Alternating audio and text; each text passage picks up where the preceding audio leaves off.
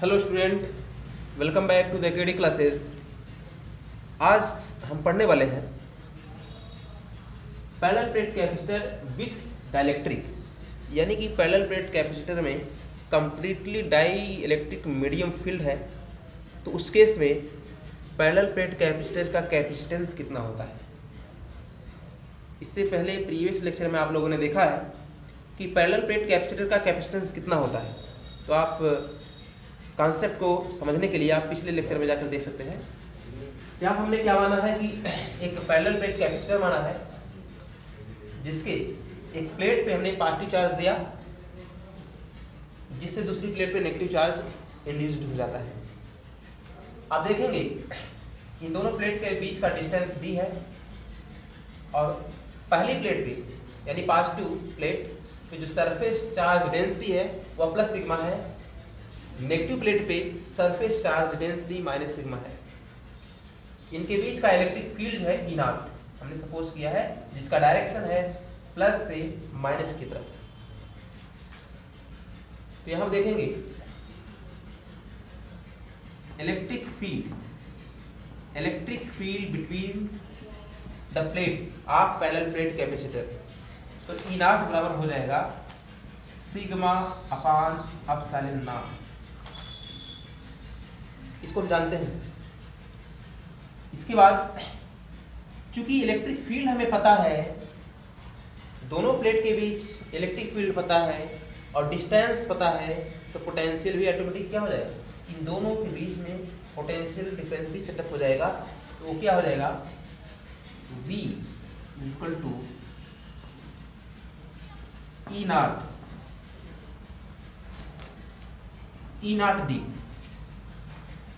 V बराबर E not D, V बराबर ED, ऐसा फार्मूला पढ़ चुके हैं।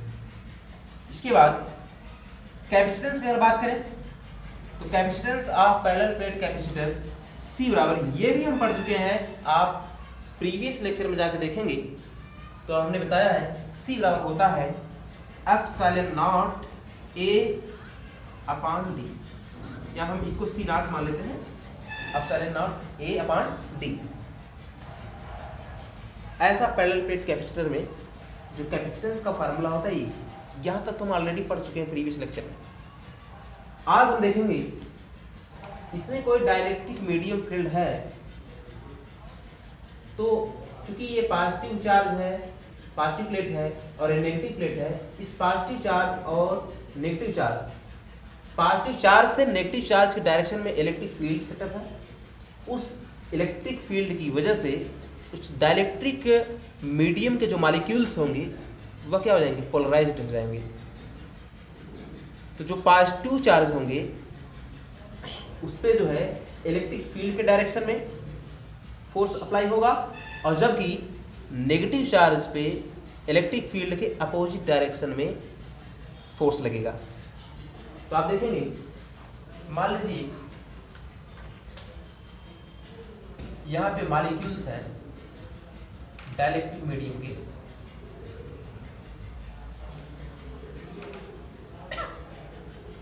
तो आप देखेंगे कि इसमें प्लस माइनस, फिर इलेक्ट्रॉन भी प्रोटॉन भी पाए जाएंगे। तो आप देखेंगे प्लस की तरफ माइनस अट्रैक्ट होगा, पोलराइज होगा, और प्लस है माइनस की तरफ क्या होगा, प्लस होगा, उसके अपोजिट माइनस।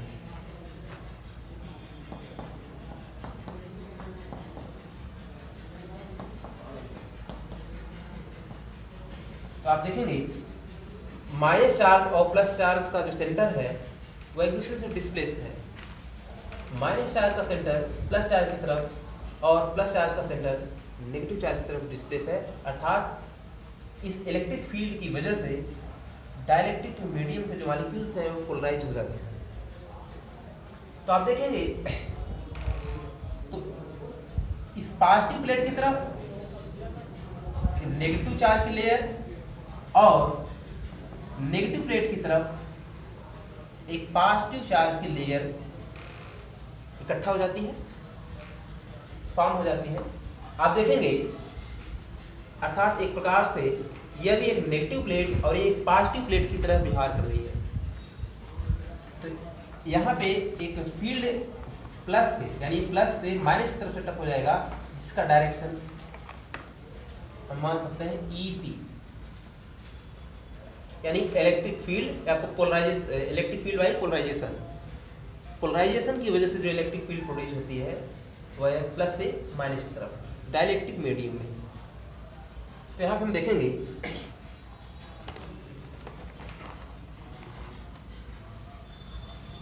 एक चीज और आप ध्यान से देखेंगे, तो यहाँ पे surface charge density minus sigma होगा और इस प्लेट पे प्लस सिग्मा होगा, क्योंकि यहाँ पे प्लस चार्ज है और यहाँ पे माइनस चार्ज इंड्यूस्ड हो गया है। तो आप देखेंगे टोटल जो सरफेस चार्ज डेंसिटी होगी इस प्लेट पर, टोटल चार्ज डेंसिटी, तो आप देखेंगे हो जाएगा सिग्मा प्लस और माइनस घट जाएगा, तो सिग्मा माइनस सिग्मा हो जाएगा। इसको हम सिग्मा पी मान सकते हैं क्योंकि पोलराइजेशन की वजह से है sigma P.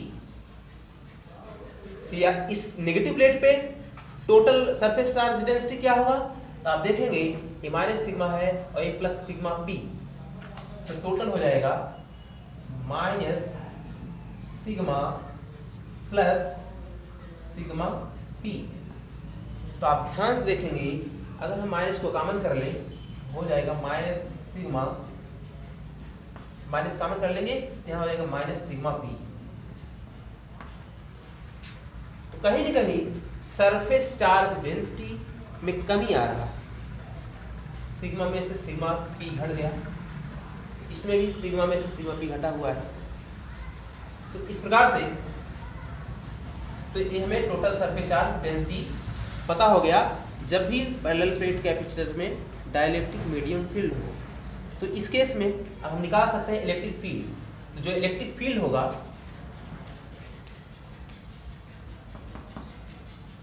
Electric field between the both plate are parallel plate capacitor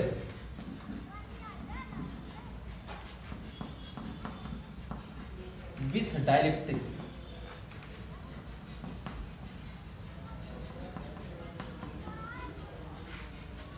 तो इसको हम E मान लेते हैं, E बराबर हो जाएगा सिग्मा माइनस सिग्मा पी, चूंकि यहां पे सिग्मा की जगह क्या हो जाएगा sigma minus sigma P upon epsilon not. अब पोटेंशियल की बात करेंगे, पोटेंशियल इन डाइलेक्ट्रिक मीडियम हो जाएगा V is equal to E into D. E into D, E का वैल्यू हमें पता है, पुट करेंगे तो हो जाएगा V is equal to sigma minus sigma P upon epsilon not और इंटू डी। एक चीज आप ध्यान दें, अगर जितना ज्यादा स्ट्रांग इलेक्ट्रिक फील्ड होगा या यूं कहे चार्ज की मात्रा अगर हम ज्यादा कर दें, सरफेस चार्ज डेंसिटी इसका ज्यादा हो, तो जो पोलराइजेशन की वजह से यहाँ पे नेगेटिव आपका सरफेस चार्ज डेंसिटी प्रोड्यूस हुआ है और यहाँ पे positive surface charge density negative plate की तरफ प्रोड्यूस हुआ है, इनकी मात्रा बढ़ जाएगी। यानी कि अगर हम सिग्मा का वैल्यू बढ़ा दें, सिग्मा का वैल्यू बढ़ा दें तो सिग्मा माइनस सिग्मा पी का भी वैल्यू क्या हो जाएगा बढ़ जाएगा। यानी हम कह सकते हैं sigma minus sigma P is proportional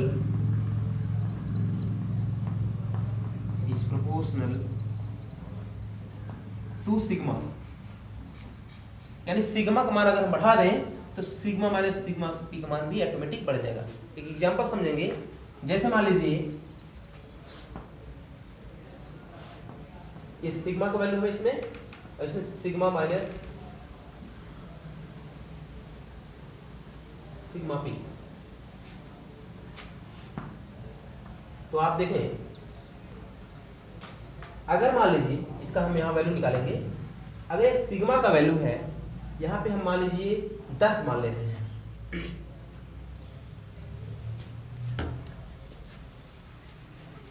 sigma का वैल्यू है, यहाँ पे सिग्मा पी, और यहाँ पे हम सिग्मा माइनस सिग्मा पी। तो आप देखें हमने अभी अभी बताया क्या, अगर सिग्मा का वैल्यू हम बढ़ा दें तो इसका वैल्यू भी बढ़ेगा। अगर इसका हम 10 मान लें और इसका वैल्यू अगर 1 मान लें तो सिग्मा में से 1 हटाएंगे तो 9 आएगा। एक दूसरा देखेंगे, अगर हम 20 सपोज कर लें तो इसमें उसी के अनुसार 2, तो 20 में से 2 घटाएंगे तो क्या आ जाएगा 18। तो कहने को आप देख पा रहे हैं, तो जैसे जैसे हम सिग्मा का वैल्यू बढ़ा रहे हैं तो सिग्मा पी का वैल्यू भी बढ़ेगा, तो उसी रेशियो में सिग्मा माइनस सिग्मा पी का भी वैल्यू बढ़ेगा। इसलिए हम कह सकते हैं sigma minus sigma P is directly proportional to the sigma, वही जो हमने लिखा है। तो इस हिसाब से इसको हम लिख सकते हैं सिग्मा माइनस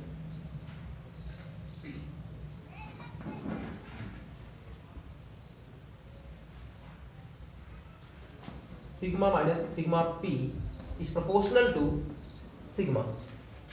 इस प्रोपोर्शनल को हटाएंगे तो एक कांस्टेंट यूज होगा, जिसको हम कह सकते हैं सिग्मा माइनस सिग्मा पी। तो कांस्टेंट के जो कि सिग्मा अपान के, ये कांस्टेंट के है, यही डाइलेक्ट्रिक कांस्टेंट है, वेयर के is constant which is called dielectric constant।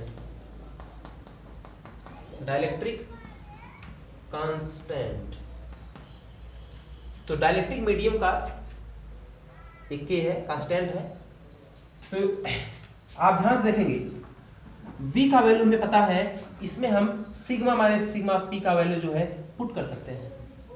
तो आप देखेंगे v बराबर hence v is equal to, इसकी जगह हम लिख सकते हैं सिग्मा अपान एप्सिलॉन तो पहले से ही है, k इंटू डी, ये तो वोल्टेज है। इसके बाद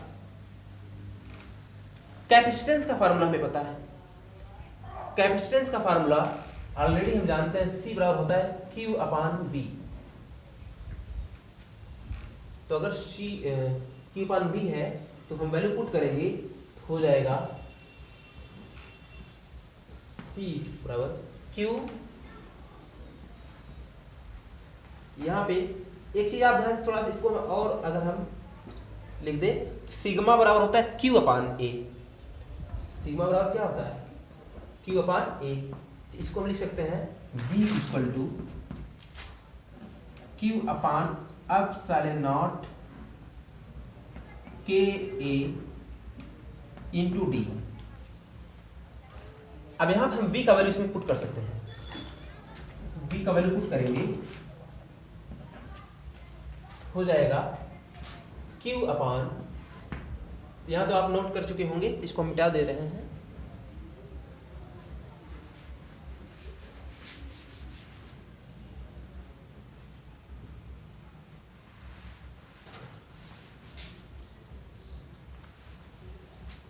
Q अपान दिया है यहाँ पे एप्सिलॉन नॉट A इंटू के इंटू डी।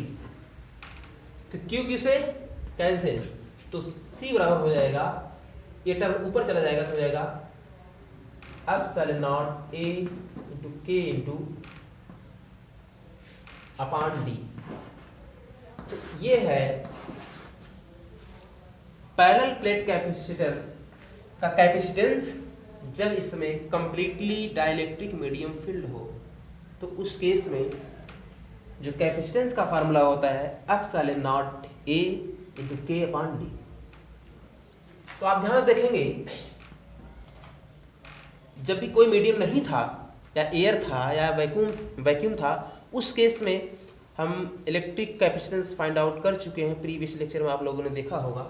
तो वहाँ पे वो फार्मूला होता है सी नॉट, उसको हमने यहाँ ऑलरेडी मान लिया है, तो होता है epsilon not a into A upon D. तो ये जो वैल्यू है, ये वैल्यू सी नॉट, यानी हम इसको लिख सकते हैं C equal to C naught into K. यानी कि बहुत इंपॉर्टेंट रिलेशन ये है, इससे क्लियर हो रहा है कि अगर किसी भी पैरेलल प्लेट कैपेसिटर में हम डाइलेक्ट्रिक मीडियम फील्ड कर दे रहे हैं, तो उसका जो कैपेसिटेंस होता है वह के टाइम्स इंक्रीज हो जाता है, अर्थात कैपेसिटेंस बढ़ जाता है।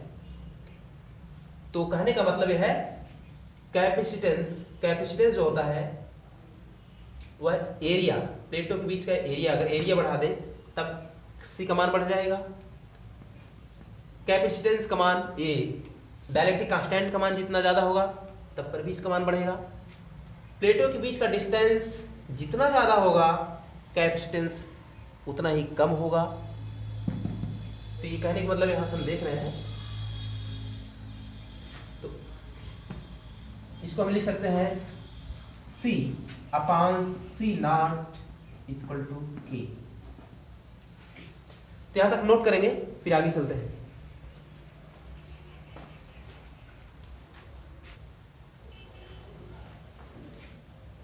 तो एक दो बातें और कंफर्म जाननी जरूरी है। जैसे कोई भी पैरेलल के प्लेट कैपेसिटर है और उसमें डाइलेक्ट्रिक मीडियम फील्ड है, तो जो इलेक्ट्रिक फील्ड वह E नॉट अपॉन के, यानी जो इलेक्ट्रिक फील्ड है, फाइनल इलेक्ट्रिक फील्ड, वह क्या होता है, डिक्रीज कर जाता है। यानी कि E is inversely proportional to the dielectric constant. उसी प्रकार से पोटेंशियल की अगर बात करें तो V नॉट अपॉन के।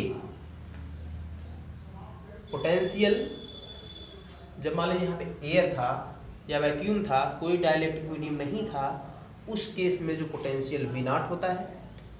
जैसे ही कोई डाइलेक्ट्रिक मीडियम फील्ड कर दे रहे हैं तो जो नया पोटेंशियल बनता है V, वो होता है V नॉट अपॉन के।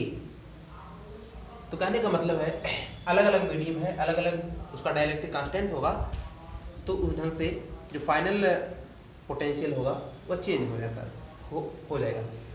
तो इस प्रकार से ये भी आप जानते रहे, ये अपने आप में इम्पोर्टेंट है। बाकी मिलेंगे अगले लेक्चर में, नेक्स्ट वीडियो में। तब तक लिए धन्यवाद।